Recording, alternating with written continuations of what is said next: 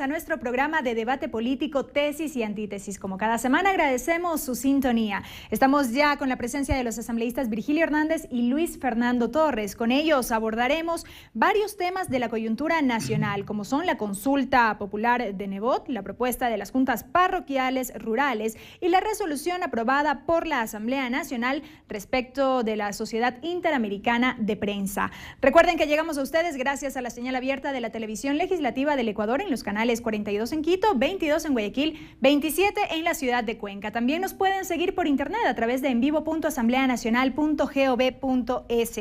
Agradecemos la reproducción de Tesis y Antítesis por parte de la red de canales comunitarios regionales del Ecuador asociados SECREA y EcuadorEnVivo.com. Aquí iniciamos. Y lo dicho, 3 temas abordaremos en este programa. Empecemos con el primero. ¿Puede o no puede el alcalde de Guayaquil convocar a una consulta popular sobre el incremento de las tarifas de la transportación pública en su ciudad? Aquí un breve reportaje introductorio.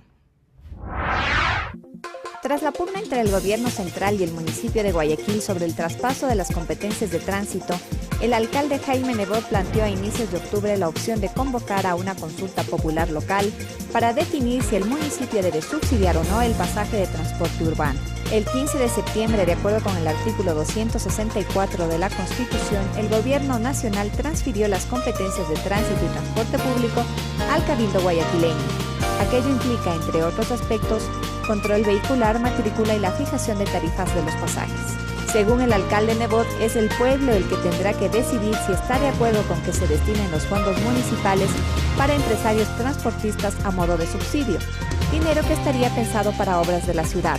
El monto en cuestión asciende a $15.900.000. El marco legal sobre el que se ampara la consulta de Guayaquil son los artículos 61 y 104 de la Constitución. El primero establece que los ecuatorianos tienen el derecho de ser consultados. El segundo señala que los gobiernos autónomos descentralizados podrán solicitar la convocatoria a consulta popular sobre temas de interés para su jurisdicción, pero no podrán referirse a asuntos relativos a tributos o a la organización político-administrativa del país. El planteamiento del alcalde Nebot fue respaldado por líderes barriales, pero rechazado por los dirigentes transportistas. Y bien, con estos antecedentes iniciamos con usted, asambleísta Torres. El municipio de Guayaquil, al haber asumido la competencia de regulación del tránsito y transporte, entiendo que estaría en la capacidad de convocar una consulta popular en su jurisdicción. Bueno, Jaime Nebot ha sido bastante claro al decir que él no va a convocar la consulta, tampoco la va a convocar la Municipalidad de Guayaquil, sino que será la ciudadanía la que haga esta convocatoria. Existe en el artículo 104 de la Constitución una limitación. No puede convocarse a una consulta local para abordar temas de orden tributario y aquellos que tienen que ver con la organización política administrativa del Estado y del gobierno local. Fuera de esos 2 temas, es posible que se convoque a una consulta si es que los ciudadanos reúnen las firmas. La propuesta de Nebot, indudablemente, marca no un punto de inflexión, pero sí una salida a un tema que ha dividido a Guayaquil y al gobierno en cuanto a la forma como tiene que transferirse la competencia prevista en el artículo 264, numeral 4 de la Constitución de tránsito y transporte. En Quito no hay ningún problema.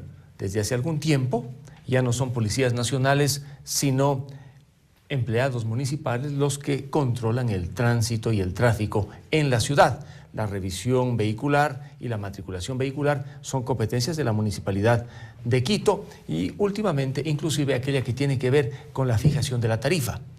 En Ambato recién están transfiriéndole al municipio de Ambato la competencia en materia de control vehicular y matriculación vehicular. Antes les dieron la otra para que empleados municipales controlen las vías y están entregándole la competencia para fijar la tarifa. En el caso de Guayaquil, de lo que sé, hasta ahora el municipio me parece que solamente ha recibido la competencia para el control de los vehículos, la revisión mecánica y la matriculación, pero faltan 2 componentes de esa competencia, la tarifa y la otra relacionada con el personal que se encarga del tránsito y del transporte en las ciudades. Gracias, asambleísta Torres. Asambleísta Hernández, su criterio.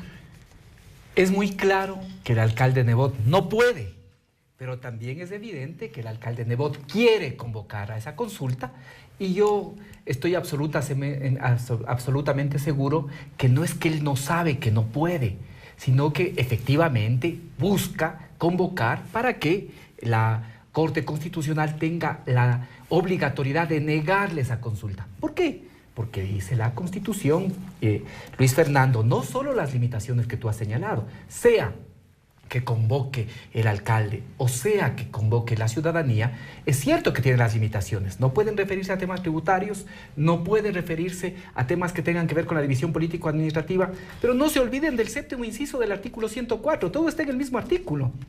¿Qué dice el 104, el último inciso? En todos los casos, en todos, también en la consulta que se le ocurra al alcalde Nebot, se requerirá dictamen previo de la Corte Constitucional sobre la constitucionalidad de las preguntas. Es decir, que previo a que exista una consulta, tiene que la Corte pronunciarse sobre la constitucionalidad. ¿Y qué pasa con esto? Que el 264 de la Constitución señala que es obligación, que es competencia exclusiva de los gobiernos municipales. Artículo 264, numeral 6, planificar, regular y controlar el tránsito y el transporte público dentro de su territorio cantonal. Por lo tanto, no se puede consultar lo que es una obligación cumplir. No se puede.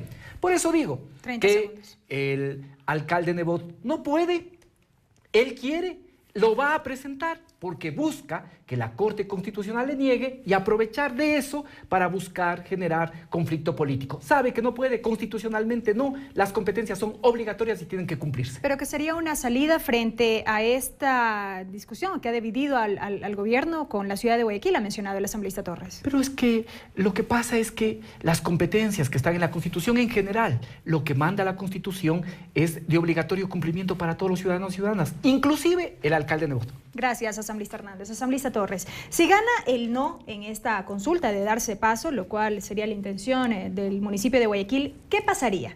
Porque obviamente no subirían el costo de los pasajes, pero ¿y los 15 millones que el alcalde declara que le faltan por ser consignados por parte del gobierno central? Todavía no sabemos cuál será la pregunta. Por allí, algunos funcionarios municipales y líderes ciudadanos han dicho que lo que debería preguntarse es aquello que tiene que ver con la utilización de recursos del presupuesto municipal para cubrir el subsidio que no cubre el gobierno.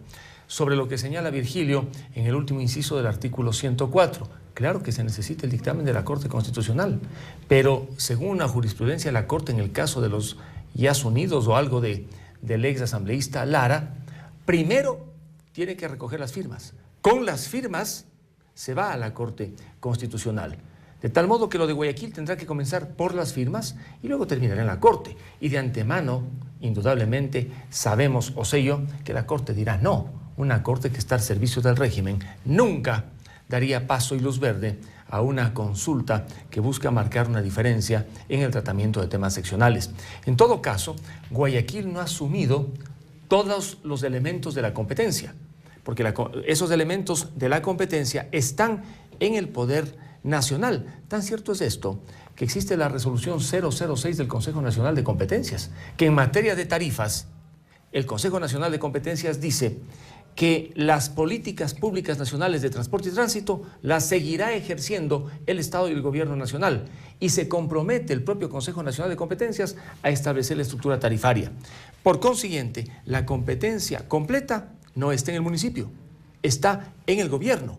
Y según el 273 de la propia Constitución, para que la competencia pase al municipio con todos sus elementos, esta debe hacerse con los recursos completos. Si no hay recursos, no hay traspaso.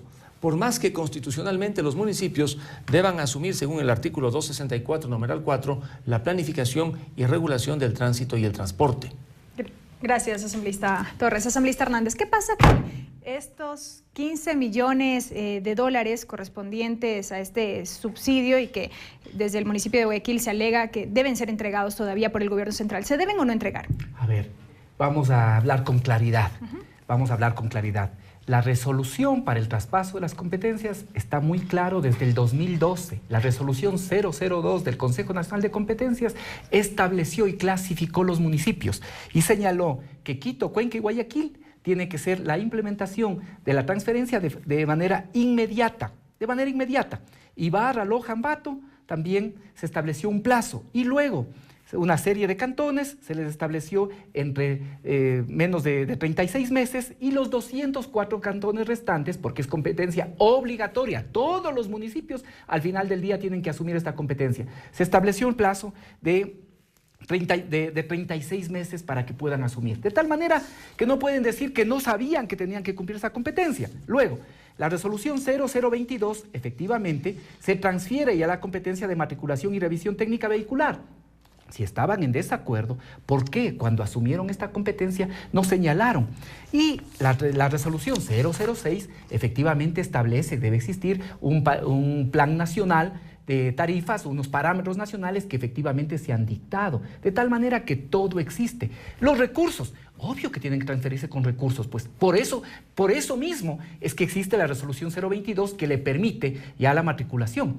Ahora, el tema de los subsidios. El tema de los subsidios son potestad de cada uno de los niveles de gobierno. El nivel de gobierno nacional asume el principal subsidio, no solo para el municipio de Guayaquil, sino para todos los ecuatorianos, que significa lo que tiene que ver con el subsidio a los transportes. Aquí vamos a decir con claridad, el alcalde sabe este libreto, ya lo hizo en el año 2000, ya lo hicieron esta misma fuerza política en el año 2000, y en el año 2000 buscaron consultar qué pasaba con los impuestos y pretendían que los impuestos que se recogen en Guayaquil se queden básicamente en Guayaquil. Si se daría paso a la consulta del alcalde Nebot, se estaría acabando con la unidad del país, porque mañana cualquier gobierno seccional podría preguntar lo que quiera y con eso desbarataríamos la unidad nacional. A los sectores oligárquicos de la derecha no les importa la unidad nacional. Gracias, asambleísta Hernández. Amigos, es momento de una primera pausa aquí en Tesis y Antítesis. No se vayan, enseguida continuamos con más. En esta semana hablamos de la coyuntura política. Regresamos.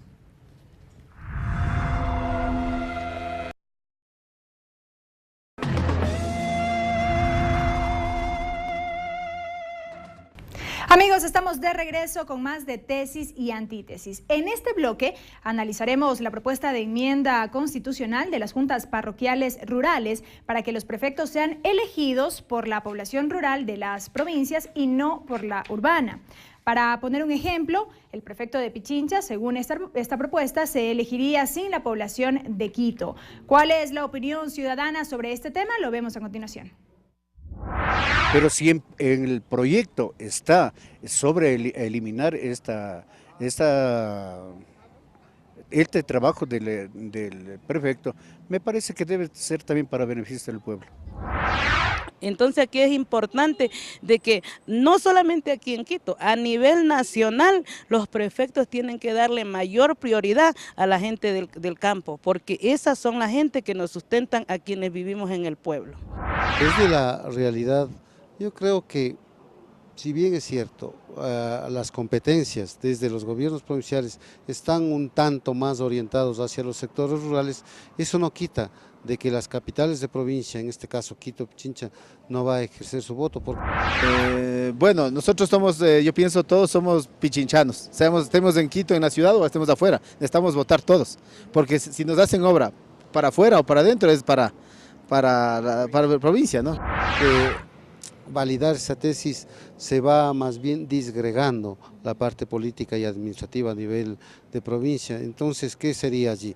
Que ya la prefectura tendría que pasar su sede a algún cantón, por ejemplo, ¿no? Como consecuencia de eso. Todos tenemos derechos, todos hemos aportado de alguna y otra manera, entonces nuestros gobernantes deberían trabajar de esa manera, para todos, para el beneficio de todos, no solamente un lugar específico. Bien, ya lo escuchamos, asambleísta Torres, la opinión de los ciudadanos. ¿Es posible una elección de prefectos sin contar con la población urbana? Bueno, es posible, pero no me parece conveniente, especialmente porque para el reparto de recursos de los consejos provinciales se cuenta la población completa y no solamente la población rural. En el caso del prefecto de Pichincha, según la propuesta, no solamente dejarían de elegirle los quiteños que viven en zonas urbanas, también los demás habitantes de otros cantones que están en la zona urbana. Vendría finalmente el prefecto a ser elegido solamente en la zona de las juntas parroquiales y podría el prefecto de Pichincha, dada que la población rural en Pichincha es baja, tener menos votos que el prefecto de la SUAY. Y en el reparto inclusive de recursos tendría menos el prefecto de Pichincha o el Consejo Provincial de Pichincha que la prefectura de la SUAY. Las prefecturas, los consejos provinciales, no tienen indudablemente una historia tan antigua como los municipios o cabildos. Los consejos provinciales aparecen a mediados formalmente del siglo XX y poco a poco van consolidando una serie de competencias. Actualmente la Constitución, en el artículo 263 o 62, les otorga competencias exclusivas en algunos temas, en el tema de la gestión medioambiental, por ejemplo, en el manejo de las cuencas hidrográficas, inclusive competencias sobre los canales de riego en las diferentes provincias y no se diga en el mantenimiento de las vías intraprovinciales. Por consiguiente, tal como están ahora los consejos provinciales, creo que más bien deberían seguir funcionando y por supuesto ser fortalecidas esas competencias. Lo otro no va a generar beneficios.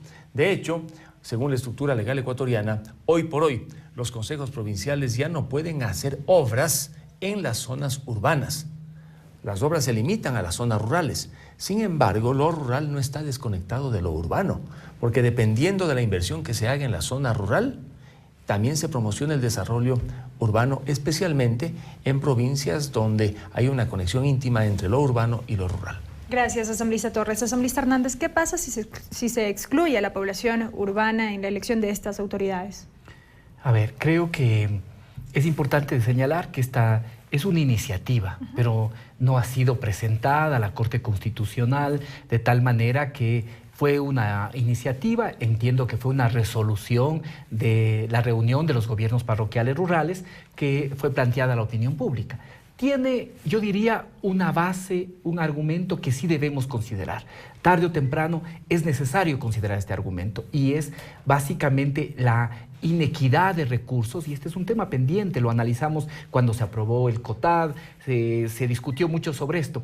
¿Y qué es lo que pasa? Y es el tema de fondo es que las provincias como Tungurahua, por ejemplo, que tienen seguramente la mitad de campesinos que Pichincha o que Guayas. Sin embargo, Tungurahua en este momento debe recibir un poco más de 20 millones. Es decir, recibe 3 o 4 veces menos de lo que reciben provincias como Pichincha o como Guayas y tienen en cambio la mitad de campesinos que estas provincias. Ese es el tema que genera esta preocupación, que genera este planteamiento. Ahora, hay varios problemas, obviamente, en esta iniciativa que es importante señalar. El primero es una propuesta inconstitucional, porque en el caso de la elección de una autoridad provincial, la circunscripción electoral es la provincia.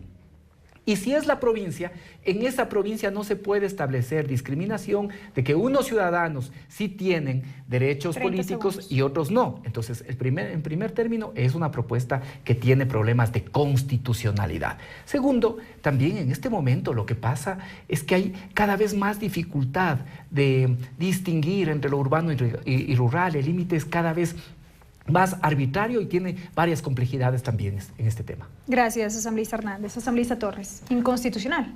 Bueno, sí, indudablemente por la circunscripción que para un prefecto es de índole provincial. Ahora, lo que también debemos nosotros analizar que es en los últimos conflictos limítrofes han sido los prefectos los que han liderado de parte y parte los derechos de varios cantones, no han sido los alcaldes de los cantones fronterizos. En el caso, por ejemplo, de Guayas y Azuay, los prefectos han estado en primera línea, de alguna manera, por supuesto, y así en otras provincias. Circunscribir entonces la elección de un prefecto solamente a la zona rural le haría perder muchísima legitimidad.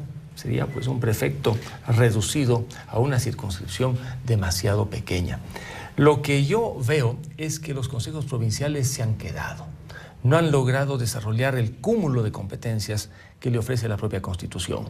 Han venido ejerciendo hasta ahora las competencias tradicionales. Usted tiene pues prefectos que son expertos en recapeo de vías. Entonces, claro, hay una vía empedrada, pavimento. Y como ahora reciben bastante dinero, hacen lo más fácil, que es el recapeo. Usted vaya a la mayor parte de provincias, están pavimentadas. Que es una obra monumental, no es sencillo, ¿no? Usted póngale a cualquiera ahí con plata y coloca asfalto sobre el empedrado. Pero no han ido a temas mucho más profundos relacionados con la productividad, salvando excepciones, por supuesto. Y creo que por allí deberían estos gobiernos provinciales comenzar a trabajar. sin dejar de lado el tema, por ejemplo, del agua de riego, el mantenimiento de cuencas hidrográficas. 30 segundos. Yo hasta ahora no logro entender cómo van los consejos provinciales a ejercer la competencia en cuanto a la gestión del medio ambiente, sabiendo que hay una ley que también atribuye esa competencia a las instancias nacionales, al Ministerio del Ambiente y también a las municipalidades. En todo caso, es un desafío hablar de los consejos provinciales y esperar que estos, en la coyuntura que está viviendo el país, puedan al menos ejercer a plenitud aquellas competencias exclusivas que les confiere la propia Constitución. Gracias, asambleísta Torres. Asambleísta Hernández. Sí, yo le decía que la propuesta tiene varias dificultades. Uno, el tema de inconstitucionalidad. El otro es que cada vez son más difusos los límites entre lo urbano y lo rural. Para citar el caso de Quito, es rural Calderón, Llano Chico, Llano Grande, y no es rural Carcelenbajo, que está prácticamente pegado a lo que puede ser Calderón. Entonces, esto genera dificultades. Además, también vale decir que se ha vuelto difuso esto entre rural y urbano. Vea usted que algunas de las parroquias que siguen siendo rurales, sin embargo, en el caso de Quito, en el caso de Guayaquil, son, se puede decir también, parroquias en las que vive y se ha asentado gente con mucho poder económico.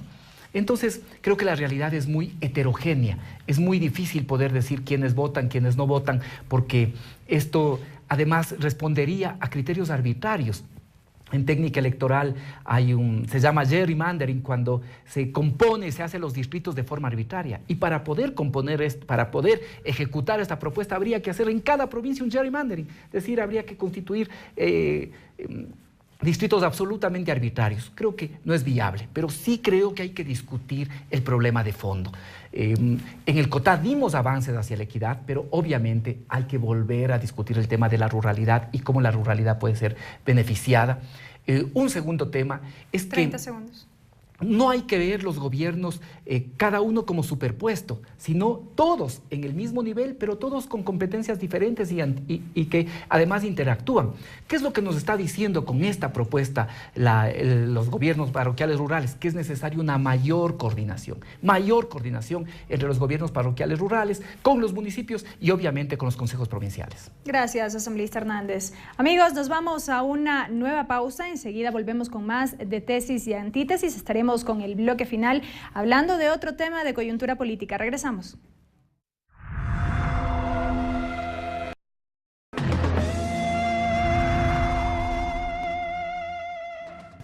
Amigos, estamos de regreso con más de tesis y antítesis. Dejamos a un lado el tema de las juntas parroquiales, también lo que tiene que ver con la consulta popular en Guayaquil, y en este último bloque abordaremos la resolución aprobada por la Asamblea Nacional en rechazo al pronunciamiento de la Sociedad Interamericana de Prensa. Antes, un reportaje, contribución del noticiero Nuestra Asamblea sobre el debate respecto a la CIP en el Pleno de la Asamblea Nacional. La Sociedad Interamericana de Prensa, CIP, fue creada en el año de 1943 durante la dictadura de Fulgencio Batista en La Habana, Cuba. Desde 1950, la dirección de esta organización no gubernamental cambió. Hasta esa fecha, las votaciones no las efectuaban periodistas y sus anfitriones eran los países miembros. Año a año, en el mes de octubre, la CIP lleva adelante su Asamblea General.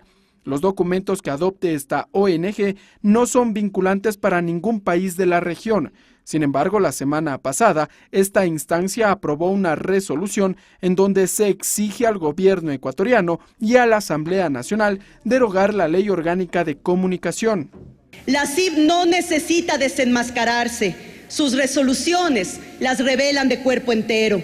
Esta patronal de grandes empresarios mediáticos ha sido y sigue siendo una pieza fundamental de la campaña de presión y desestabilización a gobiernos democráticos. La denominada injerencia de la CIP en las decisiones de un Estado soberano, como lo calificó el movimiento oficialista, fue rechazada con 91 votos por el Pleno de la Asamblea Nacional. Porque no podemos permitir que se vulneren aquí los derechos que tenemos como Asamblea para expedir las leyes sujetas al marco constitucional y al marco internacional. Condenar una declaración desde una función del Estado ecuatoriano no hace otra cosa que ratificar la intolerancia a la opinión distinta. Lo que se debería hacer es desvirtuar estas argumentaciones que ha esgrimido la CIP, si es que les afecta tanto, pues en base a hechos, en base al ejemplo. En el artículo 1, el Pleno de la Asamblea Nacional resuelve rechazar firme y categóricamente el contenido de las resoluciones adoptadas por la Sociedad Interamericana de Prensa por ser atentatorias a los principios internacionales de soberanía, independencia y autodeterminación del Estado ecuatoriano. Y bien, asambleísta Torres, en efecto, con 91 votos se aprobó esta resolución rechazando el atrevimiento de la CIP, según se dijo durante el debate. Me pareció excesiva la respuesta de la Asamblea. La Asamblea, después de todo, es un poder del Estado. La CIP no es otra cosa que un espacio que reúne a directores y propietarios de medios privados. El día de mañana, si la organización corporativa de la Toyota habla de las carreteras del Ecuador, le vamos a contestar, porque prácticamente eso es la CIP. Me parece completamente desproporcionada. La CIP básicamente lo que hizo es un manifiesto, cuestionó la Ley Orgánica de Comunicación, otros temas, como dije en el debate. Creo que la resolución de la Asamblea Nacional es una condecoración a la CIP que podrá exhibirla a su presidente y decir, nos pararon bola. Todo un poder del Estado contestando a directores y propietarios de medios privados. Pero más que un cuestionamiento fue la exigencia, en este caso a la Asamblea Nacional, a fin de que derogue la Ley Orgánica de Comunicación. Pero exige el que tiene poder, evidentemente, de hacer cumplir lo que quiere. Que la CIP exija no significa nada, ni siquiera un exhorto. Se queda en el nivel de manifiesto, porque la Asamblea le hace o no le hace caso. Pero sirvió el debate al menos para reflexionar sobre algunos asuntos. Yo creo que debió la Asamblea, en la parte resolutiva, haber considerado otros temas. Debió haber dicho la Asamblea que en el Ecuador no se utilizan los medios públicos por parte del régimen gobernante jamás para despojar de la dignidad a un periodista o a un opositor. Si eso dijera, por ejemplo, la Asamblea, y probara, caramba, hasta yo hubiese votado. Pero no, se limitó simplemente a rechazar, a pararle bola a la CIP y a elevar la categoría de la Sociedad Interamericana de Prensa, que no es organismo internacional amparado por un tratado, no es gobierno y, por supuesto, no tiene cascos azules, cascos verdes. Es un simple espacio al que todo un poder del Estado, como la Asamblea, le dio una respuesta exageradamente desproporcionada. Gracias, asambleísta Torres. Asambleísta Hernández, tal cual como lo mencionó el asambleísta Torres, ¿no fue darle mucha importancia? Yo coincido perfectamente con la pregunta que usted arrancó. Fue un atrevimiento, fue un atrevimiento. Es cierto que es un club de propietarios, un club de dueños de los medios de comunicación, pero cumplen un rol político. Y además, efectivamente, como cada vez tienen mayor influencia los medios de comunicación, piensan que pueden tomarse el atrevimiento de exigir. Y si mañana el comité corporativo de la Toyota nos exige, también tendremos que responderle. Yo creo que es importante. Las condiciones de soberanía de este país nos obligan a que estemos atentos, a que un club privado que defiende sus intereses, que defiende a quienes son parte de su club, no vayan a tomarse estos alcances y pedirnos que deroguemos una ley que además yo creo que ahora, para empezar, se han acabado los miedos que existían en torno a esta ley. Segundo, creo que vamos a empezar a ver los beneficios, va a empezarse a ver a creadores, artistas que ven positivamente la ley, ya tiene que empezar a cumplirse las regulaciones que permiten que, por ejemplo, las personas con discapacidad puedan tener la posibilidad de leer en braille o de mirar también otro tipo de lenguajes, a fin de que puedan integrarse cada vez más a la sociedad ecuatoriana. Yo creo que es un aporte la ley de comunicación y es un atrevimiento lo que ha hecho la CIP. Además, me parece que esto hacen no solo en el Ecuador, sino también en otros países. Por ello, la resolución de la Asamblea es llevar esto a otros foros. 30 segundos. A otros foros interparlamentarios, de tal manera que se pueda poner alto a este tipo de intromisiones que son perniciosas, que son absolutamente dañinas, pero tienen una consigna política. Y esa consigna política es deslegitimar, sobre todo los gobiernos progresistas y que van emprendiendo cambios. Pero en todo caso, en ningún sentido los pronunciamientos de la CIP surten ningún efecto. Sí, desde luego, pero por eso, para que se limiten y que vayan a exigir donde les aceptan y donde pueden. Aquí, en este Parlamento, ni en este país, aceptamos esos pronunciamientos, vengan de donde vengan. Gracias, asambleísta Hernández, asambleísta Torres, por sus criterios. Amigos, ustedes ya han escuchado las distintas posiciones de los asambleístas en estos temas coyunturales, sin duda, que hemos compartido en este programa. Recuerden que aquí en Tesis y Antítesis, la síntesis les corresponde a ustedes. El video de este debate lo pueden encontrar en nuestro canal de YouTube y en la página de Facebook del programa Tesis y Antítesis, que se retransmite por la red de canales comunitarios regionales del Ecuador asociados Se Crea y por el portal de noticias ecuadorenvivo.com. Hasta la próxima semana.